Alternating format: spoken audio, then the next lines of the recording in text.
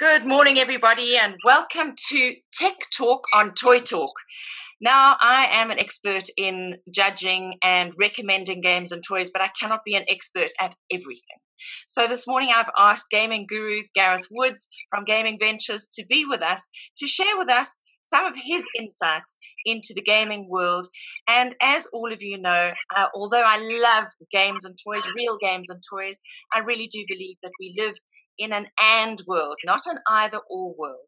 So kids today don't just need real games and toys, but they also need access to gaming, video gaming, which I know for some parents is the bane of their lives because they don't yet understand that there actually are some real benefits to gaming, obviously within limits. So Gareth and I go back a long way. We are both on Espresso, SABC 3's morning live show, and I talk parenting and Gareth talks gaming. And so I really respect Gareth's input. He comes from a very level-headed space. He's a dad himself, and I've asked him to share some of his insights with me. So Gareth, good morning to you, and thank you so much for being with us and for sharing thanks for having me. Insights, and maybe for taking the jargon out of gaming for parents. So let's look at simplifying and helping parents to understand. Cool. Today, what we're going to be looking at is the hardware that is necessary for gaming. You're going to give us some insights on that. And in some of our future episodes, we're going to be talking about some of the software and the actual games that you're recommending. Because you actually spend a lot more time than I do gaming yourself and trying out all the different games that are on the market. So over to you for a quick summary as to what falls under the banner of hardware when it comes to gaming and what families need, Gareth. Brilliant. Okay, so first of all, thanks for having me. I think it's great that they yourself and parents like you who they're interested. They know that they can't fight this wave of gaming. They don't want to make it this contraband thing that's not allowed. And let's try and learn more. And so I will oblige and do my best to try and assist in that regard. So I'm going to put a lot of stuff out of the scope because, there's just so much you can talk about. Entire careers are built on, different types of hardware and all that. So I'm going to put PC gaming out. And for the most part, I'm going to put kind of mobile gaming out for now because for mobile, most of the games, if it can run on your phone, you're fine. Run on your tablet, you can get it on the App Store. I'll make some recommendations, maybe another episode of games I would recommend. But if I'm going to just focus on consoles. So essentially, in terms of the modern, what they call current generation, there are three consoles, that being the Xbox One, PlayStation 4, and the Nintendo Switch. Right. And they all hover between around about the 5,000 Rand mark for a console. Some of them offer different variations, like the Switch has just come out with a Switch Lite, which allows you to play in a mobile version only, because the standard Switch allows you to dock it onto your TV, so you can actually play on the TV. That removes that functionality, and in that you save about 1,200 Rand. You can get that at about 3,500 Rand. Right, and that came out literally in September this year. It's very, very recent. That was very recent. The other thing to keep in mind with all these prices is that Black Friday is the 29th of the month, and tech deals are usually one of the biggest.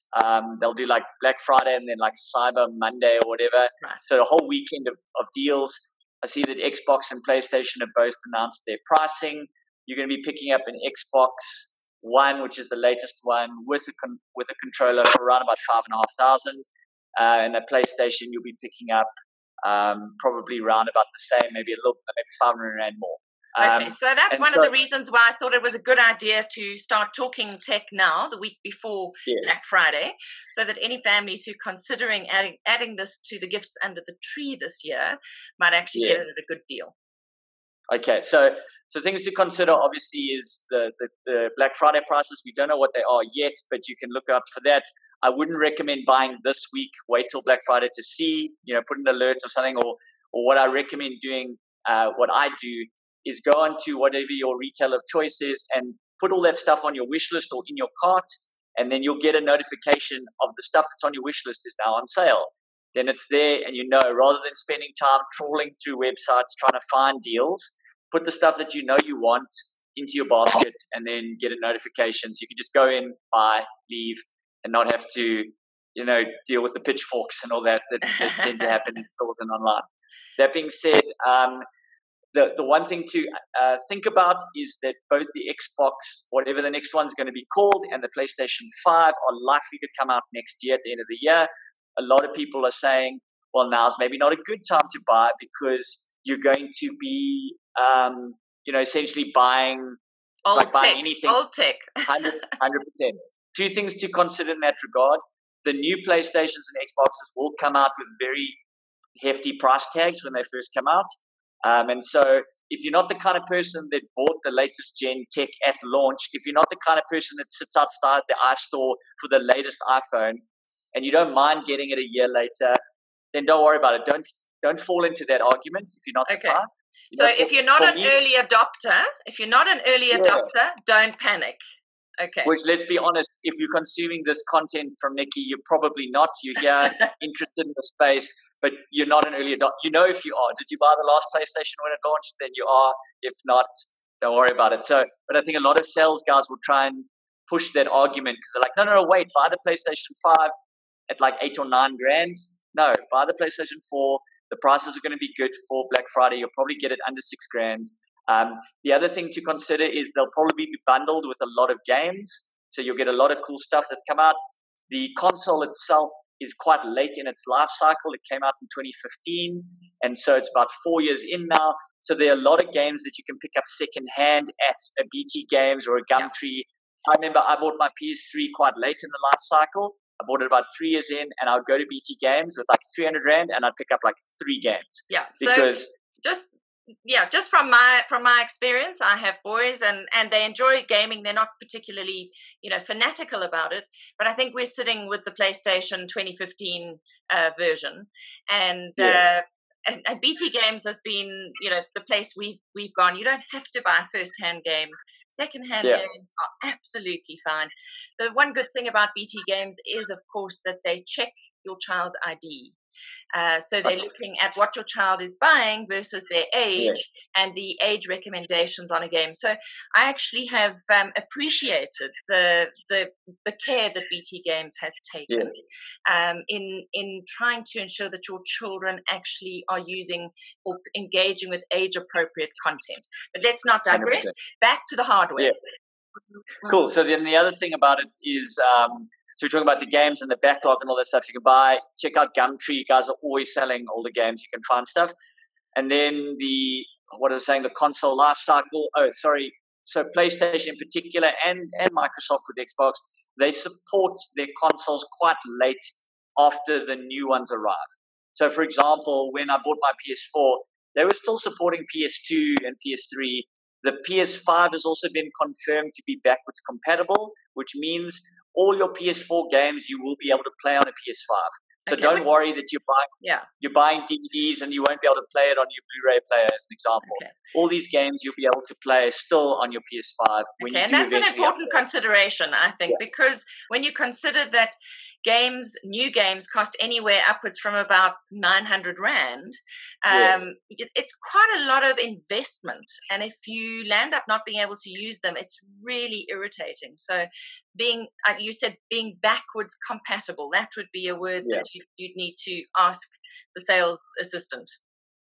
Okay. Yeah, no, I'm confirming it. You don't have to worry about it. They are backwards compatible. So then I guess the question is going to come down to two things. The one is obviously price. Because you might decide that that's too much to spend on a first-hand console. You can go look at second-hand. There's obviously, then you need it. It's always unfortunately, you got to trust the, kind of caveat, buyer beware. You're buying a piece of tech, foots. It's kind of like you've got to maybe go to the person's house or check that it works, but you're never really going to know. Most of them will be out of warranty. They usually give you a 1-year warranty from the manufacturer. It's like buying any piece of tech. Yeah. Don't feel that like gaming is any different to buying a cell phone from someone. Like there's a certain level of trust, there's a certain level of guarantees provided by manufacturers. But the other thing is then, besides price, which console to get. So out of the three, they all kind of target different sort of markets. So the one, for example, I think the Xbox and the PlayStation are very similar. They do have a mainstream appeal, but they also focus on a more hardcore gamer. And so they also have exclusives. So I think to understand if you're buying an Xbox or PlayStation, there are certain exclusive games that you can only buy on that console. Okay. So if you're looking to get Mario The Last Brothers, of Us, for example. Yeah, so for example, if you want the latest Mario game, you're only going to be able to play that on Nintendo. Right. So if you buy a PlayStation, they ask, cool, how do I get the latest Mario? They're going to kind of go, what are you talking about? You can't play that on PlayStation. It's a Nintendo IP. You can only get it there. So I would say Xbox and PlayStation, a little bit more mainstream in the sense that a lot of the games that come out on PC will come out on computer, so PC, Xbox, and PlayStation. Nintendo tends to be like an island amongst itself. So targets a slightly younger user as well. So some of the games are a lot younger. I mean, I've got a 4-year-old. I play on my Nintendo with him. I can't really play on my Xbox or my PlayStation. It's maybe a little bit too young for him. But I know that as he gets older, I want to say some of the cooler games, maybe when he's like 10 to 14, they're not going to be on Nintendo. Okay, so I suspect, Gareth, that a lot of the people watching this discussion are probably going to have children in that sort of under 10, under 12 age category. Yeah. And what I do know of Nintendo, because I have obviously looked at the market, it's not that I don't look at tech, I do, is that it's probably more family friendly in terms of being family related gaming. So you can play with your children. And I think that is a good base to start off in terms of understanding and getting into your children's heads, understanding what it is that they enjoy about gaming. So that you're not so that you're actually speaking the same language. You do need to spend some time playing with your children to get it. So that it's not like they live in one world and you live in another. And so I would recommend that, especially over this festive season, you spend a bit of time playing with your kids. And so Nintendo could be that starting point if you're looking for a family gaming option. Yeah. So with that in mind, I think people might see the Nintendo Switch Lite at like 3,400 and go, wow, that's a great entry-level console. The problem is it won't solve the problem of the family console element. The whole reason it's called a Nintendo Switch was that you could switch between a portable handheld device that you can play on the plane or on a train, in the car, or hopefully not. Yeah, hopefully not while you're driving, but in the car. And I mean, I played mostly on the 2-hour flight to Cape Town. It's a great sort of place to play that makes the flight like literally fly by. In a flash. Yeah, 100%. And so I played in mobile mode. So Nintendo Switch Lite would be good for me because I mostly play in mobile mode. But when I'm at home and I plug it into the docking station, I play with my wife and my child. That is, you'd need to have the base model. You can't do that with the Lite version. Okay. So I don't want people going, I bought it, I got it for 1,200 rand cheaper than the normal model, and then they try and play it with their kids and they have to share this screen. It's like sharing a cell phone. It's not conducive really to all right, so this together. Is a very important thing to actually consider. Yeah. The other thing though is what I like about Nintendo is a lot of their games, because of the controllers, they're very high-tech controllers. They don't look it from the outside because they're so small, but they are. There's a gyroscope inside. There's an accelerometer. It's got a slight vibration to it and everything. And so a lot of the games integrate that functionality. So I mean, yesterday my son and I were playing. There's this music game where like you're moving a controller to the beat and you like got to time it and all that stuff. So he's learning a bit of music and chords and all that, but it's very much a timing thing. So you don't have to have that micro skill of like moving, that kind of nuanced moving a controller, which, let's be honest, a 3-year-old's not going to have. And so the games where that's required, he gets frustrated because, you can hit the buttons, but I have to do the micro controlling of the character. Okay. Yes, he'll get there, and it's a way to introduce it. But when it's gesticulations and he's, having to shake it or move it or wave it, it's easy for him to pick up. And because he's doing well and he's winning games, he's encouraged to continue. And so it builds that, I'm doing well, I'm winning, I'm getting rewards. I mean, it's like any human being. You're going to more likely play a game you're winning than play a game that you're continually frustrated by. And I think Nintendo really hit the mark there. When I say they've got children's games, I don't want people to think that like, you might have kids of a broad age group. They might have one kid that's 3 and another that's 12 and going, oh, I don't want the 12-year-old being bored with these kids' games. They also do appeal to a more, you want to use the term hardcore market. So not only older, but people who like myself are serious gamers. So there are titles that are not only they're easy to pick up, hard to master, but titles that they have some adult games. I'm not saying adult in terms of the that's like when you talk about adult contemporary music. I'm not saying that they're adult themes or it's triple X rated or whatever. I just mean that they're more for an older mind. More complex, more strategic. It's a complexity thing more than like an adult content. Yeah, and just while we're talking about that, on that topic of complexity, just to say to parents, and I've written the book Tech Savvy Parenting, which is a very balanced approach to finding your middle ground with technology and your kids, is just understand that children must acquire some basic gaming skills today to actually get through some of the preliminary rounds of being interviewed for a job. So recruitment is being gamified, and often some of those preliminary rounds where they're weeding out the wheat from the chaff is done by using gaming concepts. So if we actually keep gaming totally away from our children, they won't be ready for an economy that is built on a digital backbone, including gaming and the gamification of learning.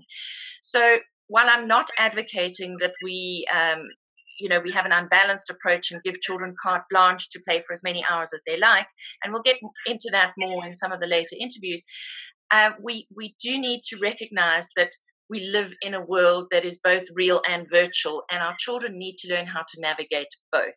So continuing on with the conversation, Gareth, so you've identified the 3 different consoles. What else do we need to consider? Because often it's not one child playing on their own. And this is one of the things we need to get across, is that you can have single player games, but you can also play as a family. You can have mates around, as my sons do. And you need more than one controller. Yeah. Okay, so I mean the Nintendo Switch comes built in with 2 controllers because they're on either side of the console, and then you kind of detach them and then they become separate controllers. Generally, the PlayStation Xbox will come with 1 controller. You can buy another one, usually between 800 and 1,000 Rand. What's quite nice for people who maybe have already gaming kids is getting a custom-made controller. So what they tend to do is you would buy a base controller and you'd go to there. A lot of custom controller like people, I mean, just Google it, and they will make a custom controller. So they can spray paint it gold, put your kid's name on it. They change the buttons to, I mean, I've got a great one my wife made me. It's got like some of my favorite games kind of embossed on it. She's changed the buttons to like different colors. It's got my name on it. So that really makes a great gift for a child who's into gaming. 100%. So if they're into gaming already, or you want to stop the fight about, that's my controller and you've got knickknacks all over mine, like you can literally go, that is, it is Sally's mine. Controller and it's Jack's controller, like easy. It literally got your name on it. Right. Okay. So we've talked about the consoles. We've talked about the fact that you need more than one controller. We've chatted a little bit about the good deals that are coming up in the next week to 10 days. Any other peripherals that one might need to maximize the gaming experience? I mean, there's a lot of music and sounds in gaming. Yes. So I think the one thing is once you're playing online, you need to consider getting a headset. So it's I can show you one here. I'll just reach over to my desk. So like a headset with a microphone, which obviously not only allows you to communicate with the people you're playing with, but also I think while the game's on, especially if your gaming setup is in a living room, not everyone has to hear what's going on with the loud, bright noise. Yes. So as a mother, yes. Yes. And so what I highly recommend is doing a bit of research on, it's more about what brands you trust. I can highly recommend from a gaming point of view, the brand Steel Series, the brand Razer, the brand Logitech. They make really good stuff. It is one of those things where you can pay whatever you want for it. I mean, I'm unfortunate in a situation where I get to sample a lot. There's some where it come with price tags that I could never be able to afford. But then the sound quality is amazing. Sometimes you want one that's a really good microphone. Like literally sitting at my desk, I have 3 different headsets because the one I like for comfort when I'm using for a long day, I listen to music while I'm at work. Another one has got a really good microphone, which I record my podcasts on, and I record any kind of esports commentary that I do. Yeah, they've all got different strengths and weaknesses. The comfort one is also Bluetooth, which is great because I can just get up and make a cup of coffee and not have to like take off my headset. Or what's happened plenty of times is the doorbell's rung and I run forgetting that I'm attached by a cord to the computer, half strangling myself as I leave. So yeah, check out what you need. It really is going to depend, A, on budget, and B, on the tech that you require. Bluetooth might not be relevant for most people, but then, yeah, it might be comfort. But I reckon if you follow any of those three brands, you can pick up one that's going to be a really good quality headset for you.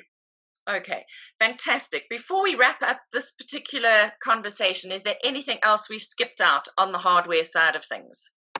Yeah, like I said, a big skip on the mobile stuff and a big skip on the PC stuff. Really, I mean, I could talk for hours on PC. There's so many blogs, there's so many articles for new-time buyers in the computer space. I think where it is difficult is always that you can mix and match computer components, what RAM, what hardware, what hard drives, motherboards, all that. And so it does become a bit difficult. At least in the console space, it is plug and play, which is great. If you buy an Xbox, the Xbox game will play on your Xbox. You don't have to worry about, is my Xbox fast enough or slow enough to run it. So yeah, we've skipped the PC stuff. Good luck if you're looking to buy a PC. This is maybe not the forum for me to do it. It is unfortunately a bit of a minefield. But yeah, like I said, certainly a lot of blogs out there for people who are first-time buyers. And yeah, just shop around, I guess. Perfect. Gareth, thank you so much for your insights. And we will get back to you to talk about some of the software and actual games that you're recommending for families today, because we really do need a little bit of guidance there. Once again, it's a minefield. We're spoiled for choice, and we need to make sure that we're picking games that are age appropriate for our children, that teach them something while entertaining them at the same time. So, Gareth, thank you so much.